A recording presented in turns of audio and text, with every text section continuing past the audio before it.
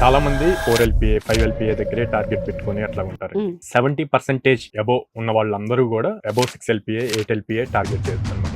Right skill set గనక వీళ్ళు చేసుకోగలిగితే ఖచ్చితంగా 8 LPA ని క్రాక్ చేయొచ్చు. దీనికి నేను ఒక సింపుల్ ఫార్ములా చెప్తాను.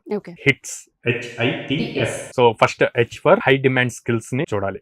జనరల్ గా మనం ఒకళ్ళు అందులో జాయిన్ అయ్యారు ఇందులో జాయిన్ అయ్యారు అన్నది కాకుండా యాక్చువల్ ఇండస్ట్రీకి ఏం కావాలి, వాళ్ళు ఏ టైప్ ఆఫ్ స్కిల్స్ చూస్తున్నారు అన్నది రీసెర్చ్ చేసుకొని అందులో హైగా డిమాండ్ ఉన్న స్కిల్స్ ఏంటి అన్నది చూసి నేర్చుకోవాలి. తర్వాత industry exposure. Okay, Python full stack or Java full stack program నేర్చుకున్నారు. ఇది ఇండస్ట్రీలో ఎలా యూజ్ చేస్తున్నారు అన్నది ఇంపార్టెంట్. ఆ ఇండస్ట్రీ ఎక్స్పోజర్ తెలుసుకోవాలి.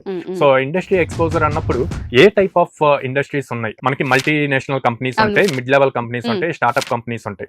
మళ్ళీ వీటిల్లో ప్రొడక్ట్ బేస్డ్ ఉంటుంది, సర్వీస్ బేస్డ్ ఉంటాయి. సో ఏ టైప్ ఆఫ్ సెక్టర్ కంపెనీస్ లో ఈ టైప్ ఆఫ్ లాంగ్వేజెస్ యూజ్ చేస్తున్నారు, సో దేనికి హై డిమాండ్ ఉన్నది ఇండస్ట్రీ ఎక్స్పోజర్ లో తెలుస్తుంది అనమాట.